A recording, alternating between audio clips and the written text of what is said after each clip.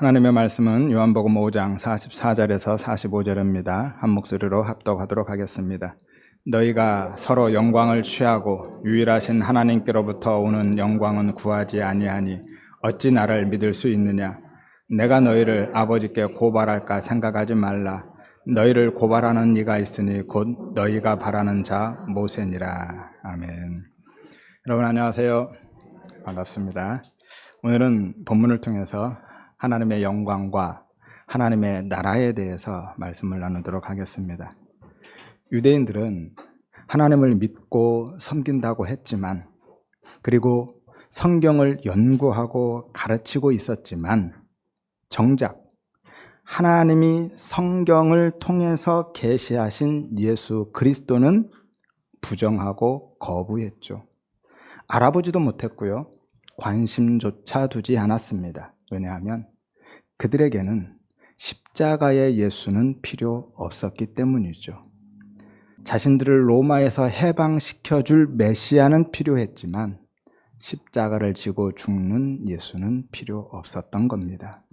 따라서 그들은 결국 예수 그리스도를 부정하고 거부했을 뿐만이 아니라 하나님을 부정하고 거부하고 대적한 겁니다. 이것이 유대인들의 불신앙인 거예요. 그들은 하나님을 하나님으로 섬긴 것이 아니라 광야의 이스라엘 백성들처럼 자신들의 필요와 유익을 위한 금송아지로 섬겼고요. 자신들의 이름과 가치와 평판과 영광을 챙기기 위한 수단과 방법으로만 섬겼던 겁니다. 37절에서 38절에 분명히 말씀하죠. 그들 속에 말씀이 없을 뿐만이 아니라 지금까지 한 번도 마음에 담은 적도 없다라고요. 그러니까 그들은요, 입술로는 하나님의 이름을 부르고 있었지만 실제로는 하나님을 믿지 않은 겁니다. 하나님과 아무 상관없는 삶을 살고 있었던 거예요. 그들이 믿은 하나님은 성경에서 말씀하는 하나님이 아니라 자기들이 기대하고 소원하는 하나님이었던 거죠. 금송아지 하나님입니다. 그래서 그들에게 선고된 최종 판결이 뭐였죠? 사형이었죠. 너희 속에 말씀이 없고 영생이 없다라고 말씀하셨잖아요. 영원한 사망, 지옥 형벌이 선고된 겁니다. 이처럼 예수를 믿지 않는 오롯이 자신의 필요와 유익만을 위한 종교적인 열심은요, 구원과는 아무 상관이 없습니다. 왜냐하면 그것은 믿음이 아니라 그냥 종교심인 것이고요. 하나님을 섬기는 믿음의 행위가 아니라 자신을 섬기는 우상숭배이기 때문인 거예요. 그러면 그들은 왜 하나님을 섬기고 성경을 연구하고 율법을 가르치고 지키고 있으면서도 하나님과 성경이 증언하고 있는 예수는 부정하고 거부하고 심지어 대적하기까지 했을까요? 왜냐하면 결론부터 말씀드리면 그들은 하나님의 영광이 아니라 오롯이 자기 영광, 내 영광을 위해서 살고 있었기 때문인 거죠. 앞에서 말씀드렸죠. 그들은 하나님을 자기 이름과 가치와 평판과 영광을 챙기기 위한 수단과 도구로만 생각했다고요. 44절을 보세요. 너희가 서로 영광은 취하고 유일하신 하나님께로부터 오는 영광은, 생명은, 그 영생은, 예수는 구하지 않는다라고 말씀하죠. 그러니 어찌 나를 믿을 수 있겠느냐라고 하시잖아요. 무엇 때문에 예수를 믿지 않았다고요? 자기 영광 때문에. 여기서 어찌 나를 믿을 수 있느냐라는 것은요, 왜 나를 믿지 않느냐고 질문하고 책망하고 있는 것이 아니라 어떻게 나를 믿을 수 있겠느냐라는 서리법이죠. 믿을 수 없다라는 이야기를 하는 겁니다. 그럴 수 없다. 왜요? 자기 영광만 구하니까. 너희의 영광만 구하는 그 상태로는 나를 믿을 수 없다라는 거예요. 본질적인 불능 상태에 있다라는 이야기를 하고 계신 거죠. 왜 그런 상태로는 예수를 믿을 수 없을까요? 왜냐하면 예수를 그리스도로 인정하고 받아들이면 그동안 자기들이 쌓아놓은 모든 의가 다 무너지고요. 그동안 누려왔던 모든 영광을 다 잃어버리게 되니까요. 그래서 그런 상태로는 예수를 믿을 수 없는 겁니다. 그래서 그들이 어떻게 합니까? 오히려 그 예수를, 성경에서 명백하게 증언하고 있는 예수를 부정하고 거부하고 죽여버린 거예요. 그리고 대신에 자기들을 인정하고 칭찬하고 칭송하고 영광을 돌리는 사람들을 영접한 겁니다. 43절에 다른 사람이 자기 이름으로 오면 영접하리라 라고 말씀하죠.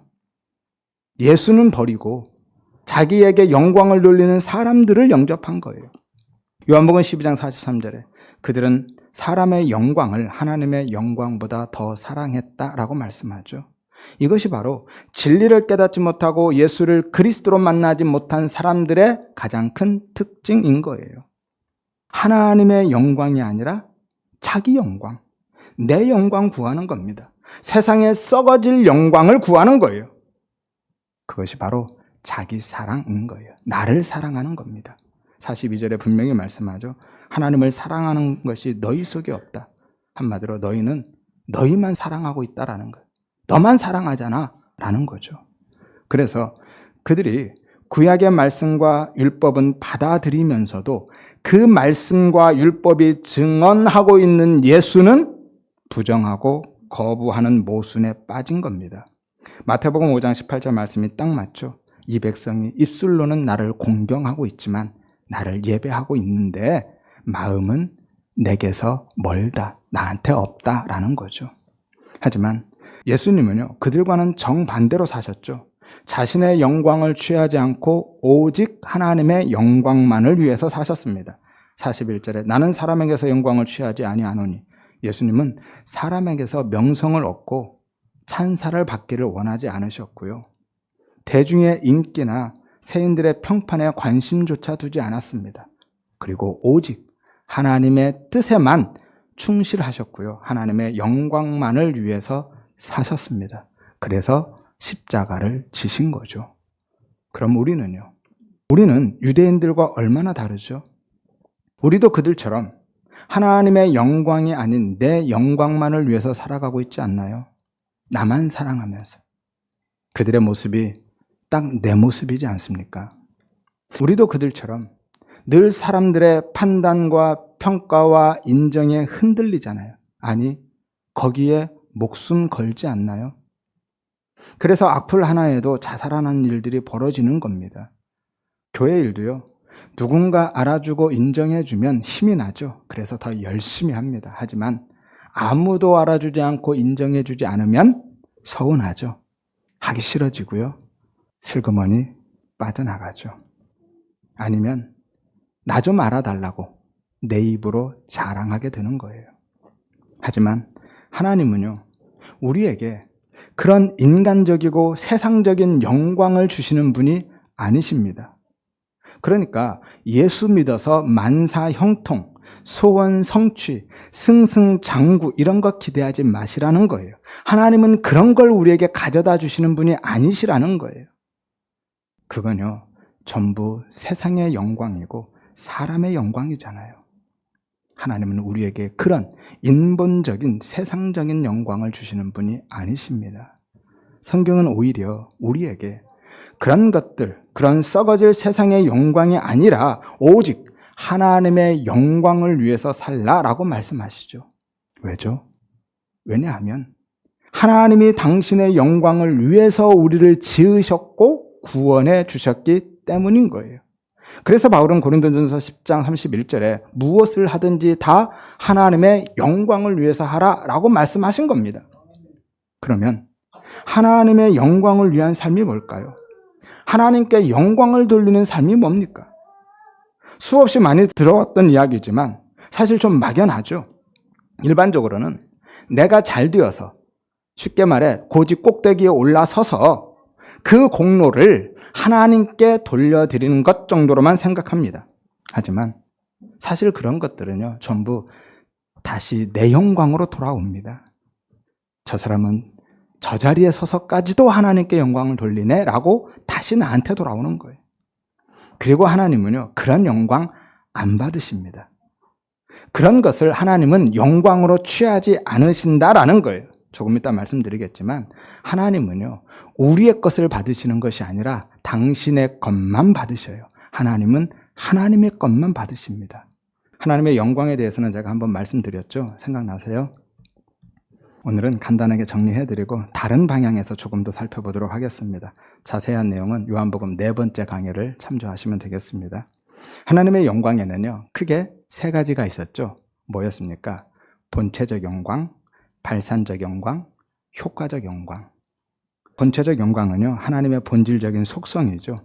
하나님의 자존하심을 비롯해서 스스로 존재하시는 분이시죠. 모든 피조물은 스스로 존재할 수 없습니다. 하나님만 스스로 존재하시는, 자존하시는 분이죠. 그리고 전지전능하시고요, 무소부재하시고 편재하시고 영원불변하시죠. 이런 외적 탁월성이 하나님의 본체적 영광이고요.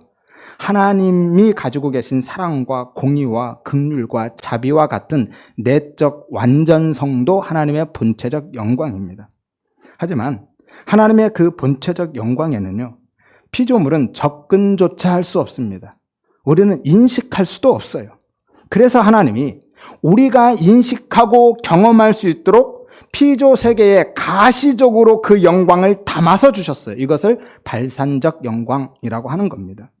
따라서 발산적 영광은요, 하나님의 본체적 영광이 우리가 가시적으로 인식할 수 있도록 임재하거나 현현하거나 표적이나 모형 등을 통해서 보여주는 거예요. 나타난 겁니다.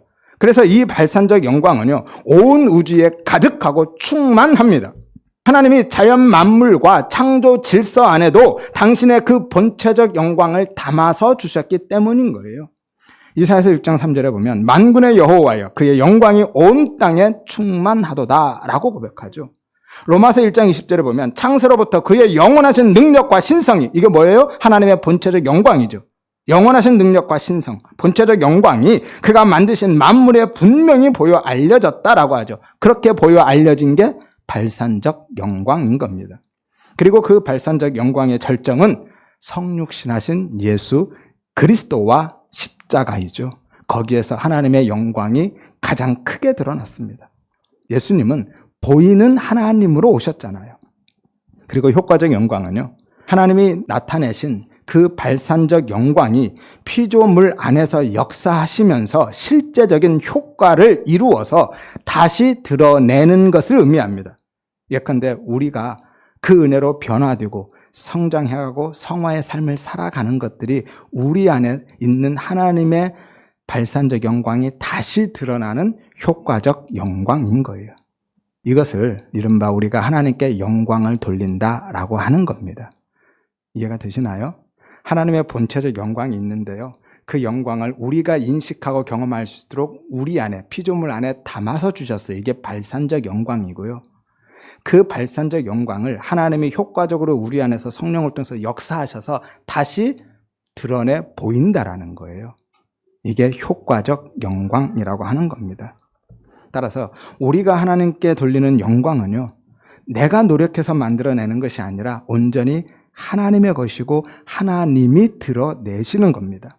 우리는 하나님이 우리에게 나타내 주신, 담아 주신 그 영광을 비추기만 하는 거예요. 마치 거울처럼, 태양빛을 반사하는 달처럼.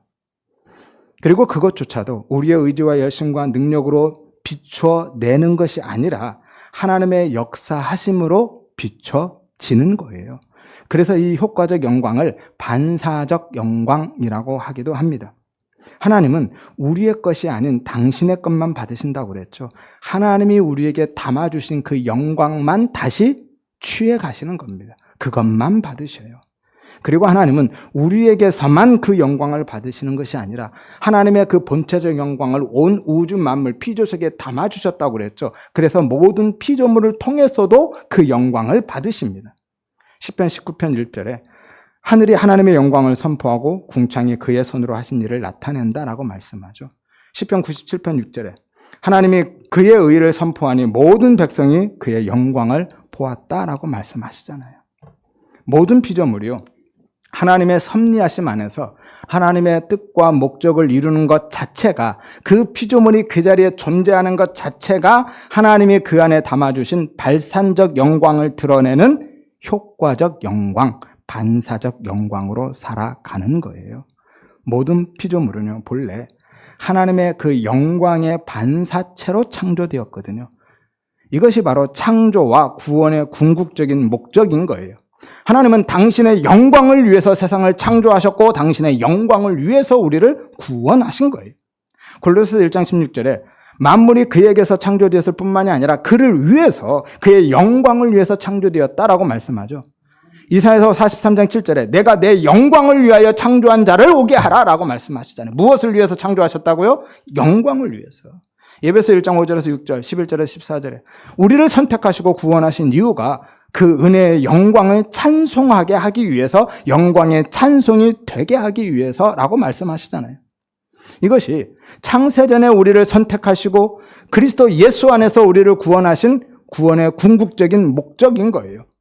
한마디로 우리는 사랑받기 위해서 태어난 존재가 아니라요, 하나님의 영광을 위해서 태어난 사람들인 거죠. 우리를 구원하신 것도 단순히 우리를 천국에 보내기 위함이 아니라 당신의 영광을 위해서, 하나님의 영광의 찬송이 되게 하기 위해서 구원하셨다라는 거예요. 따라서 구원은요, 단순히 예수 믿고 천국 가는 문제가 아닙니다. 아담 안에서 잃어버린 하나님의 영광을 회복하는 것이 구원인 거죠. 로마서 3장 23절에서 24절입니다. 모든 사람의 죄를 범하였으며 하나님의 영광에 이르지 못하더니 하나님의 그 영광을 상실했다, 잃어버렸다라는 거죠. 그리스도 예수 안에 있는 속량으로 그분이 우리를 구원하셔서 하나님의 은혜로 값없이 의롭다 하심을 얻었다라고 하죠. 하나님의 영광을 회복한 겁니다. 그러니까 하나님은요, 우리를 이 땅에서 영광스러운 존재로 만들어 주시기 위해서, 우리의 영광을 위해서 예수 그리스도를 십자가에 못 박으신 것이 아니라 우리가 하나님의 영광이 되게 하기 위해서, 하나님을 영화롭게 하는 존재로 살게 하기 위해서, 당신의 영광의 찬송이 되게 하기 위해서 그렇게 하셨다라는 거예요. 그런데 대부분 거꾸로 생각하죠. 그리고 바로 알고 계신 분들도 머리로만, 이론적으로만 동의하죠. 실제로는 가슴으로는 반대로 생각합니다. 마치 하나님이 나를 위해서 존재하는 것처럼, 내 영광을 위해서 하나님이 존재하시는 것처럼. 그러니까 그렇게 하나님을 종처럼 부리려고 하고 실제로 종처럼 부리면서 살아가는 거예요. 호칭은 아버지 하나님이라고 하는데요, 실제로는 내용은, 태도는 마치 종 부리듯 하잖아요. 아무튼 문제는요, 그러면 어떻게 해야 우리 안에 회복된 그 영광을 드러내는 하나님의 영광의 찬송으로 살아갈 수 있느냐라는 거죠. 어떻게 해야 될까요? 내 안에 있는 그 하나님의 영광, 내 안에 회복시켜 주신 그 영광을 어떻게 해야 다시 드러낼 수 있을까요? 내 안에서 그 영광이 다시 드러날 수 있을까요? 어떻게 해야 돼요? 하나밖에 없습니다. 내가 죽는 것밖에 없어요. 내가 죽어야 되죠.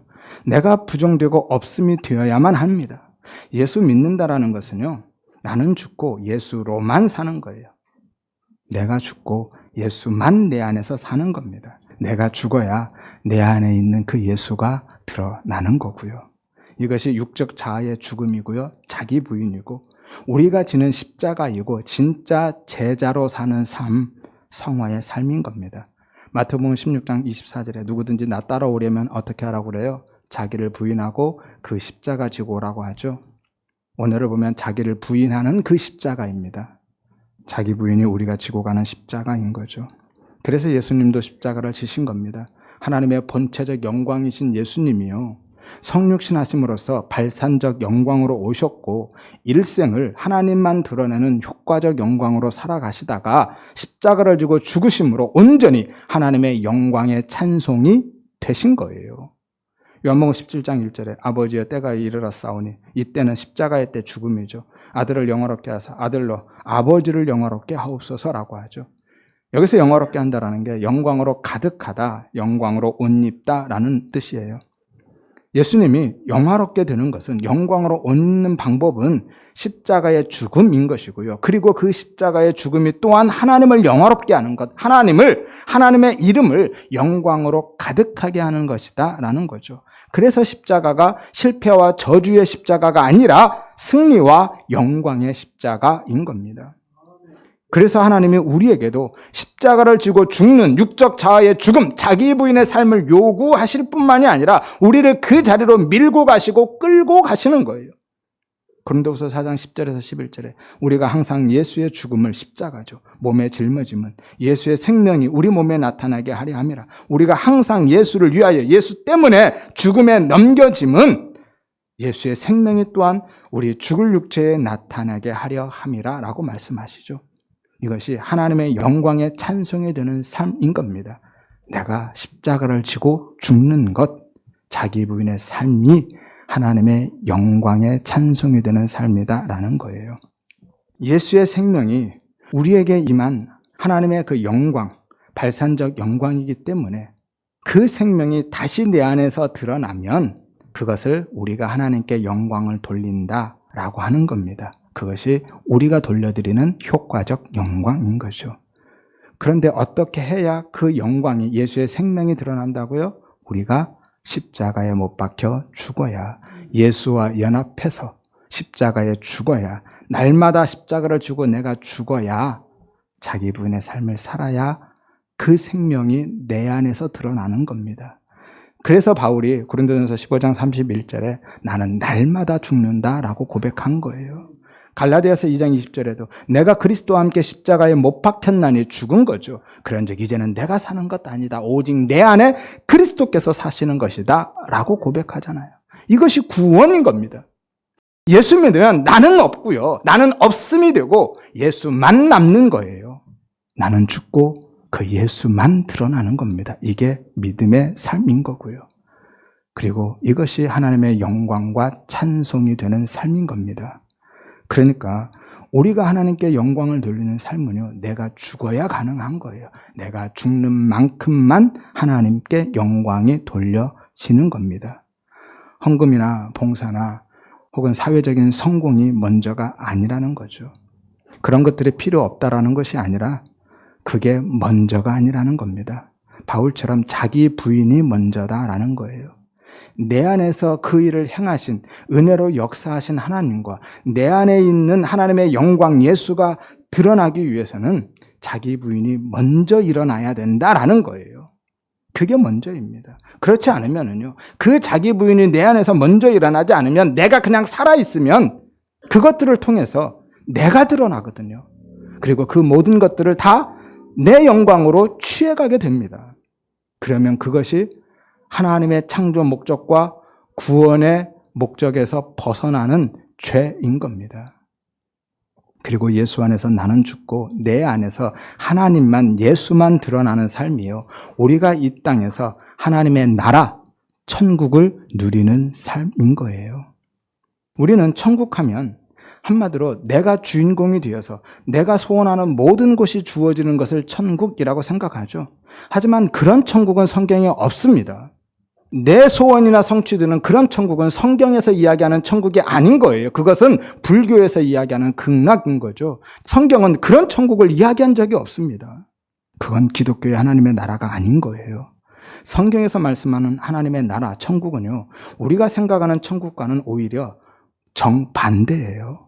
내가 주인공이 되는 것이 아니라 나는 부정되고 삭제되고 없음이 되고 오직 하나님의 은혜로만 존재하는 곳이 천국인 거고요.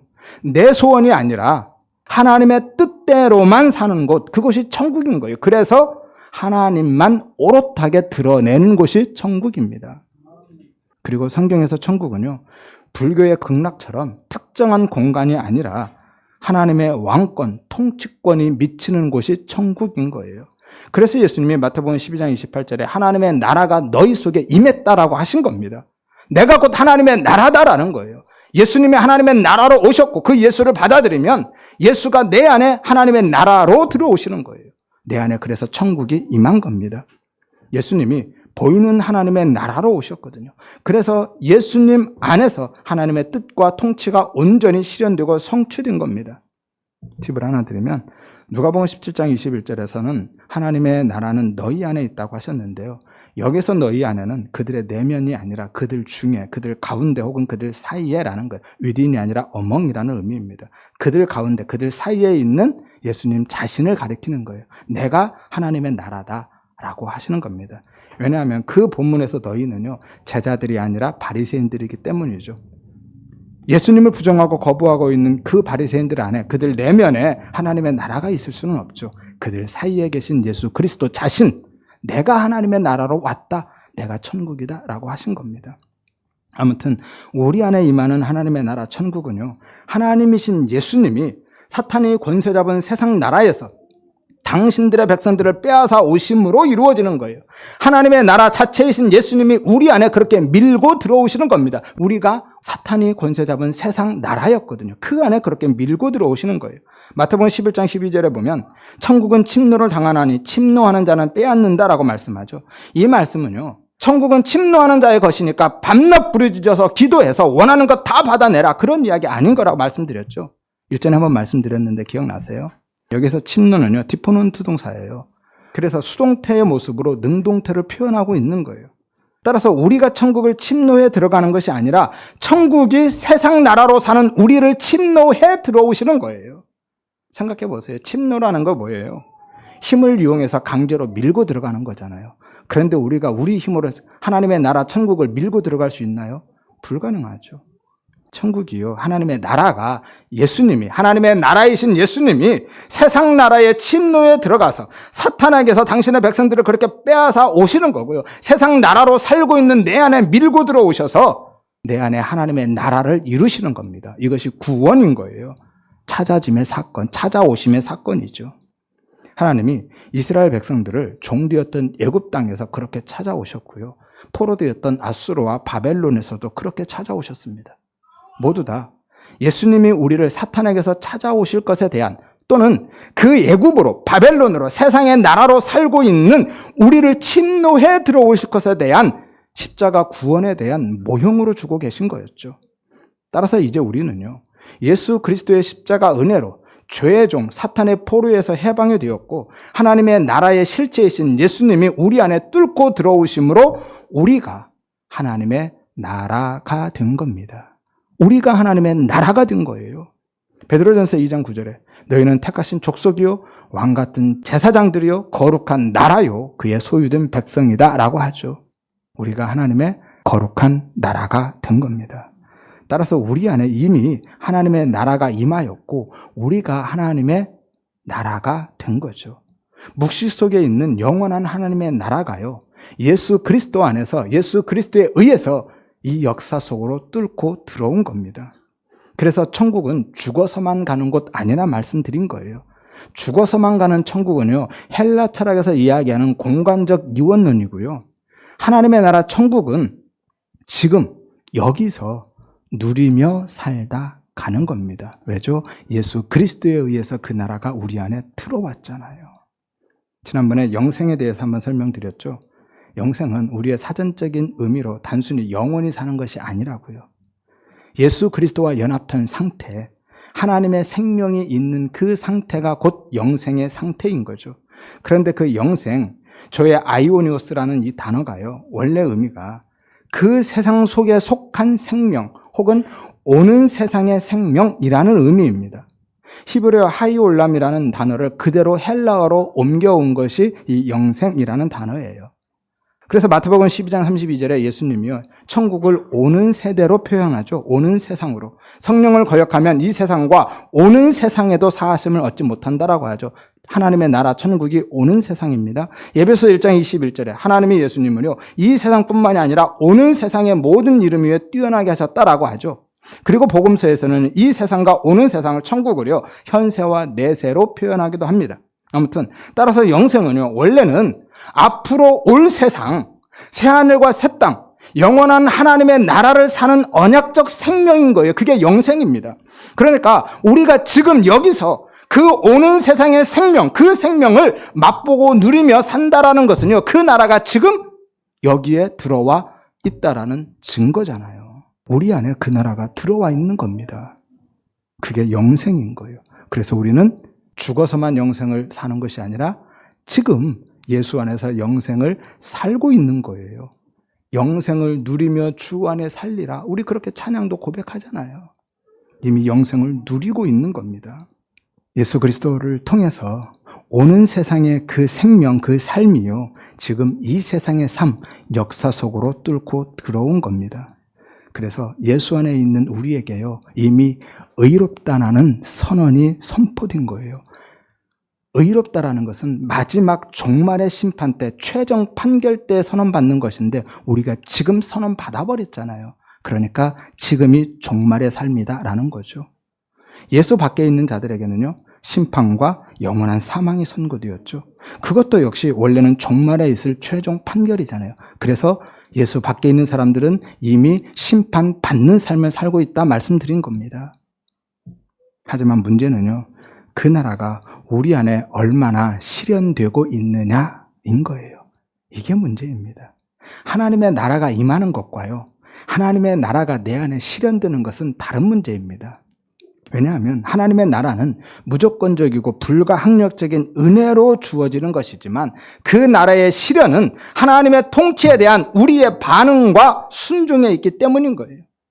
마치 태어난 아이의 생명은 부모에 의해서 무조건적으로 은혜로 주어지지만 자녀로서의 풍성한 삶은 부모에 대한 아이의 반응과 태도에 따라서 달라지는 것과 같은 거죠. 기존의 나라에 새로운 나라가 임하면은요, 기존의 나라의 모든 가치와 질서는 다 부정되고 해체되고 새로운 나라의 가치와 질서가 부여되고요, 새로운 나라의 통치권자가 원하는 모든 것들은 다 내어주어야만 하고 그 통치에 온전히 순복해야만 합니다. 이게 나라가 임한 거예요. 그리고 그 나라가 실현된 겁니다. 이해되세요? 기존의 나라가 있는데 새로운 나라가 그 나라를 정복해서 들어오면 기존의 나라의 모든 질서와 가치는 다 부정되고 해체되죠. 그리고 새로 들어온 그 나라의 질서와 가치를 따라서 살고요, 그 통치권자가 원하는 것이 있다면 뭐든지 다 내주어야만 하고요, 그 통치권에 온전히 순복해야만 하는 겁니다. 옛날에 우리 일제시대 생각해 보시면 이해가 되실 거예요. 그게 나라가 임한 거고요, 그게 그 나라가 실현된 거예요. 그 안에 나라가 임한 것과 실현되는 것의 차이를 아시겠어요? 그런데 그 나라를 받아들이지 않고요, 임했는데도 받아들이지 않고 거부하고 대적하고 살아가면 그 사람은 저항군이고 혹은 독립군이 되겠죠.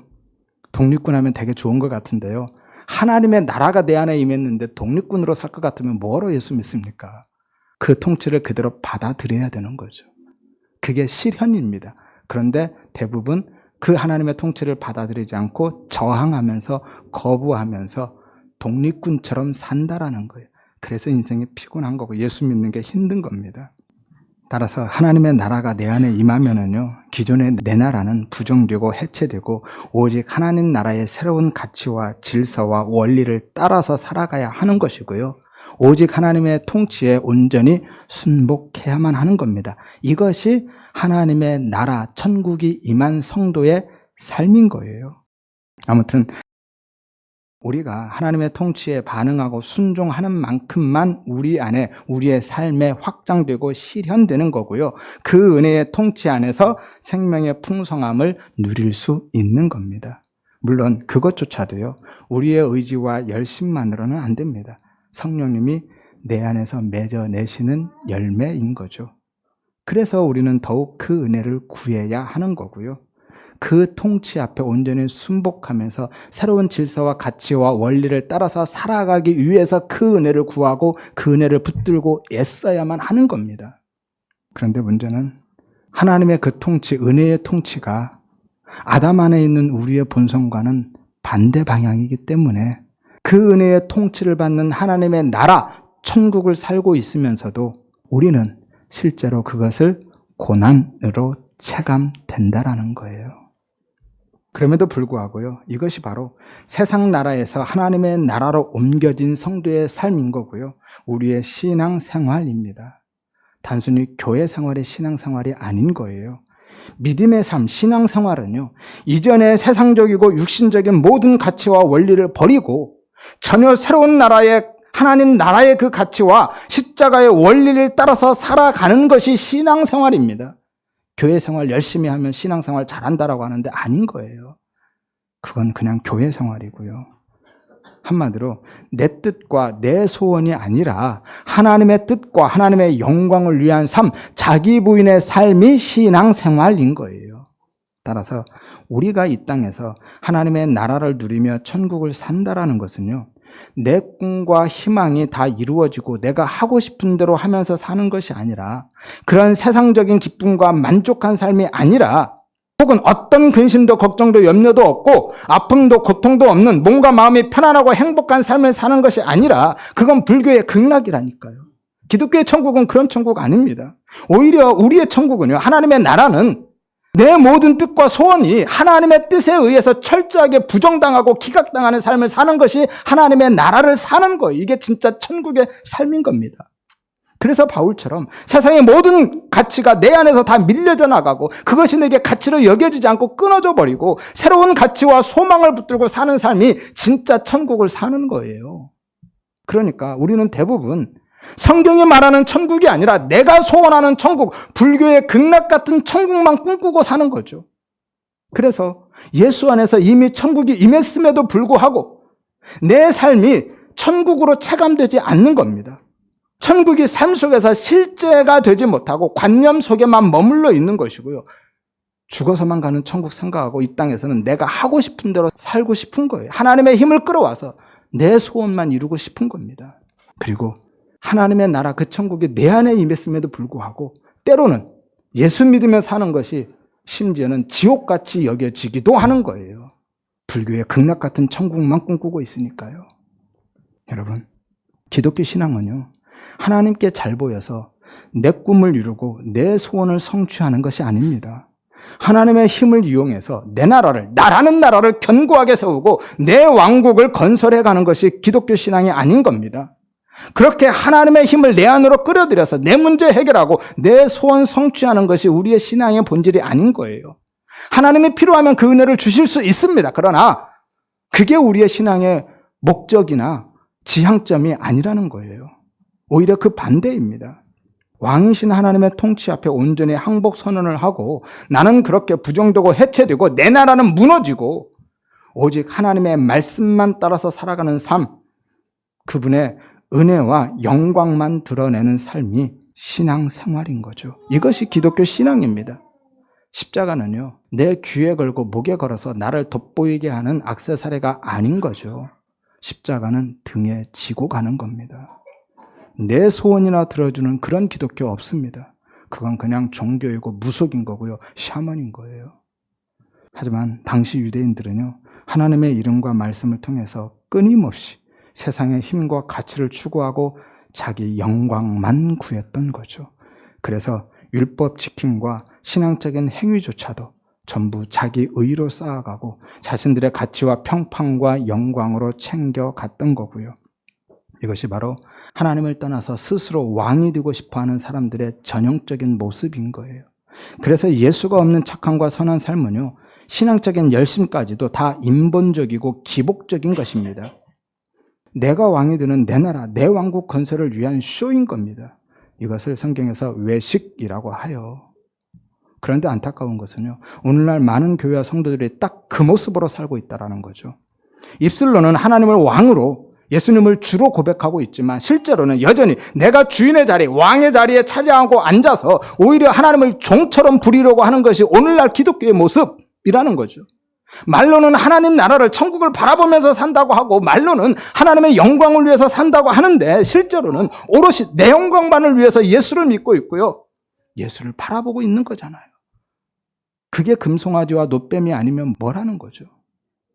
여러분, 그런 하나님과 예수님이라면요, 오롯이 내 소원을 위한 하나님과 나의 구원을 위한 예수님이라면 알라딘 램프 속의 지니와 다를 게 뭐가 있습니까? 예수 믿으면 구원받고 천국 가는 게 맞습니다. 하지만 오롯이, 잘 들으세요, 오롯이 내가 구원받고 내가 천국 가기 위해서 예수 믿는 거라면 그건 진짜 예수 믿는 것 아닙니다. 이해되세요? 예수 믿으면 구원받고 천국 가는 거 맞아요. 근데 오롯이 내가 구원받고 내가 천국 가기 위해서 예수 믿는 거라면 그건 진짜 예수를 믿는 게 아닌 거예요. 유대인들처럼 성경에서 말씀하고 있는 예수가 아니라 내가 기대하는, 내가 소원하는 예수를 믿는 거죠. 그건 진짜 예수 아니죠. 성경에서 말씀하는 예수를 믿어야 구원받고 천국 가는 거예요. 십자가의 예수. 근데 유대인들처럼 내 문제 해결해주고 내 소원 들어주는, 내가 기대하고 소원하는 그 예수라면, 나를 위한 예수라면 결국 예수 믿는 게 아니라 나 믿는 거라니까요. 예수를 통해서 나 믿는 거예요. 따라서 그것은 엄밀히 보면 불신앙이고 기복주의인 겁니다. 어쩌면 그게 가장 교활한 기복주의일지도 몰라요. 왜냐하면 그건 역시 내 이름과 내 가치와 내 영광을 위한 것이잖아요. 하나님이 아니라, 하나님 자체가 아니라 하나님이 가지고 계신 어떤 것, 하나님이 내게 주실 어떤 것에 대한 기대 때문에, 그것이 천국이든 상급이든 오롯이 그것 때문에 하나님을 믿고 하나님을 섬기는 것이라면 그것이 기복신앙이라는 거예요. 이 땅에서 물질적인 것만 기복신앙이 아니라 천국에서 내가 한 자리 차지하고 내가 원하는 것 마음껏 받아서 쓰겠다. 그것도 기복인 겁니다. 생각해 보세요. 만약에요, 어떤 신부가 신랑이 아니라 신랑이 가지고 있는 돈이나 능력 때문에 결혼하는 것이라면, 그래서 그 신랑을 따라다니고 사랑한다고 이야기한다면 그게 사랑입니까? 아니죠. 그럼 뭐예요? 정략적이고 교활한 처세술에 불과한 겁니다. 많이 봐줘서 거래이고 투자죠. 사랑 아닙니다. 따라서 그것은요, 신앙이 아니라 오히려 불신이고요, 하나님의 통치에 대한 불복이고 저항인 거고요, 하나님과 신앙을 이용해서 내 나라, 내 왕국을 건설하고자 하는 반역 행위인 거죠. 그래서 그토록 하나님과 성경을 믿고 천국을 꿈꾸며 살고 있던 유대인들이 예수를 죽인 겁니다. 하나님을 믿는다 했는데 하나님이 보내신 예수를 죽인 거예요. 성경을 믿는다 했는데, 성경을 붙들고 연구하고 가르치고 살았는데, 율법을 그렇게 철저하게 붙들고 살았는데 그 율법이 가르치고 계시는 예수 그리스도를 죽여버렸다니까요. 그게 진짜 믿음이 아니죠. 그러니까 다시 말씀드리지만 예수를 믿음으로 구원받고 천국 가는 거 맞습니다. 하지만 우리가 오롯이 내가 구원받고 내가 천국 가기 위해서 예수를 믿는 것은 아니라는 거예요. 그리고 천국에서 보상받고 한 자리 차지하기 위해서 열심히 신앙생활하는 것도 아닌 겁니다. 그건 신앙생활이 아니라 종교생활인 거고요. 기복신앙인 겁니다. 기독교는요, 내가 구원받기 위해서 예수를 믿는 것이 아니라, 오롯이 내가 구원받고 천국 가기 위해서 예수 믿는 것이 아니라요, 나를 구원해 주신 그 은혜에 감사해서 예수를 위해서 사는 겁니다. 이게 기독교예요. 예수를 위해서 사는 거예요. 하나님의 영광을 위해서 사는 겁니다. 정확히는 그 은혜의 통치에 의해서 그렇게 살게 되는 거예요. 성령님이 우리를 그 자리로 이끌어 가시니까요. 그래서 우리의 신앙적인 행위들도 하나님에게 있는 어떤 것을 얻기 위해서가 아니라, 그것이 이 땅에서든 천국에서든 그에 대한 대가와 보상을 기대하고 그렇게 하는 것이 아니라 그냥 하나님의 그 은혜에 감사해서, 그리고 그 하나님을 사랑해서 하는 겁니다. 차이점을 아시겠어요? 그래서 그 어떤 것과도 상관없이 하나님이 그 어떤 것을 주시지 않는다 할지라도, 아니 그것 때문에 내가 손해보고 내가 불이익을 당하고 심지어는 내 생명에 위협을 당한다 할지라도 그 하나님을 기뻐하고 찬양하고 감사하면서 하게 되는 겁니다. 이게 기독교 신앙인 거예요. 바울처럼 그래서 모든 것을 다 내어주고 다 잃어버려도 오히려 행복하게 그 일을 하면서 살게 되는 거예요. 이게 기독교 신앙이고 우리의 신앙입니다. 따라서 우리 모든 성도님들은요, 하나님과 신앙을 이용해서 내 소원을 이루고 내 나라를 세우려 하지 마시기를 바랍니다. 하나님의 은혜의 통치에 온전히 순복하고 하나님 나라의 새로운 가치와 질서를 따라서 살아가는 그 자기 부인의 은혜를 구하시기를 바랍니다.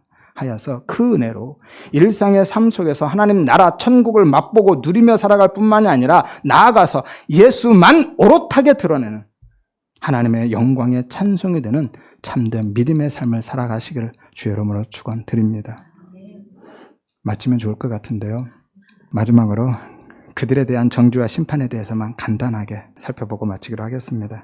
본문에 보면 예수님은 그런 자들에게 자기의 유익과 영광을 위해서 율법 지킴과 신앙적인 행위들을 열심히 내어놓는 그 유대인들에게 정죄와 심판을 선언하는 최종 판결문을 낭독하고 계십니다. 45절에 46절 보세요.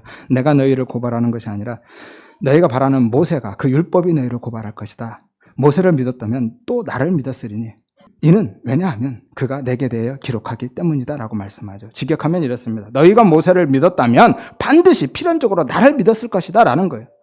왜냐하면 모세가 나에 대해서 기록하니까. 여기서 모세와 율법은 모두 다 예수에 대한 모형이고 그림자이고 예표죠. 히브리서 10장 1절에 율법은 장차 올 좋은 일 예수 그리스도의 그림자이고 참형상이 아니다라고 말씀하죠. 갈라디아서 3장 24절에 율법이 우리를 그리스도께로 인도하는 초등교사다, 몽학선생이다라고 말씀하죠. 따라서 그들은요, 진짜로 모세를 믿었다면, 진짜로 율법을 믿었다면 모세와 율법이 가리키고 있는 예수를 부정하고 거부할 수 없었다라는 거예요. 그러니까 뒤집어 보면은요, 그들은 말로는 모세를 율법을 믿는다고 했지만 실제로는 믿지 않았다라는 거예요. 그럼 뭘 믿었습니까? 그 율법 속에 있는 그 율법을 통해서 얻을 자기의 유익, 영광을 믿은 거예요. 율법 지킴의 행위를 통해서 자신들의 의를 쌓아가고요. 이 땅에서 칭찬과 영광을 챙겨가고요. 천국에서 구원과 보상을 받는다라는 그걸 믿은 거예요. 이게 율법적인 신앙과 인본주의적인 성화론의 한계입니다. 하나님의 영광이 아니라 전부 내 영광을 위해서 하는 겁니다. 따라서 그들은요, 모세와 율법을, 하나님과 성경을, 성정과 신앙을 자신들의 이름과 가치와 영광을 위한 도구로 사용했을 뿐인 겁니다. 그래서 그들에게 예수는 필요 없었던 거고요. 오히려 예수님은 그들에게 걸림이 되고 방해가 될 뿐이었죠. 우리가 하나님의 말씀을 사랑하고 그 말씀대로 살아가고자 하는 열심은 좋습니다. 그 마음은 귀해요. 필요 없다라는 얘기 아닙니다. 좋은데 그것보다 중요한 게요, 그 말씀을 하신 하나님을 사랑하는 게 중요한 거예요. 그 말씀 자체이신 예수를 사랑해야죠. 그 말씀 자체이신 예수를 믿어야 되는 겁니다. 그렇지 않으면 오늘 유대인들처럼 말씀은 붙들고 사는데 말씀을 주신 분은 외면하고 거부해버리는 모순된 삶을 살게 되는 거고요. 그리고 오늘 유대인들처럼 우리도 결국은 그 말씀에 의해서 정죄를 당하고 고발을 당한다라는 거예요. 말씀을 지키는 그 삶을 통해서 내 의와 영광을 구하는 불신앙, 우상숭배의 삶을 살게 되기 때문에 당시 유대인들은요, 특히 바리새인들은 자기들을 모세의 제자라고 했거든요. 입버릇처럼 모세의 제자라고 했습니다. 요한복음 9장 28절에 그들이, 바리새인들이죠, 그들이 욕하여 이르되 너는 그의 제자이나 우리는 모세의 제자다라고 하죠. 우리는 모세의 제자야 라고 그렇게 이야기했는데, 그런데 그들이 그토록 추종하던 모세가 그들이 목숨처럼 붙잡고 살던 그 율법이 오히려 그들을 정죄하고 고발하고 있다니까요. 45절을 다시 보세요. 너희를 고발하는 이가 있으니 너희가 바라는 자 곧 모세다라고 하죠. 따라서 율법은요, 결코 우리의 의와 구원의 근거가 될 수 없습니다. 오히려 정죄와 심판의 근거죠.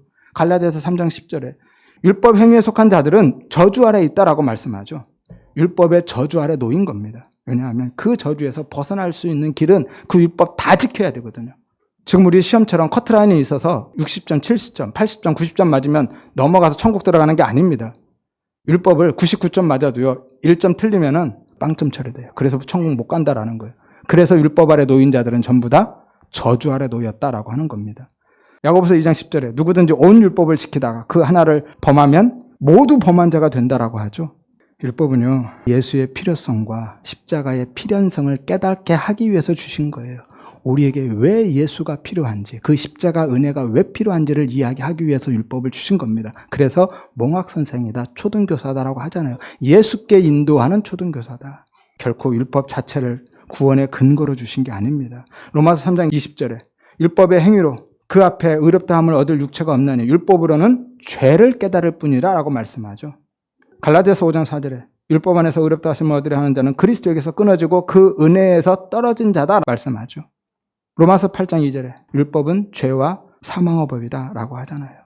그런데 유대인들은요, 스스로 모세의 제자라고 하면서도 율법 선생이라고 하면서도 정작 율법이 가리키고 있는 예수는 보지 않고 십자가 은혜는 붙들지 않고 보상만 바라고 있었고 율법 자체만 붙들고 살았습니다. 완전히 견월망지한 거예요. 달을 보라고 가르쳤더니 달은 안 보고 달을 가리키고 있는 손가락만 붙들고 살았던 거죠.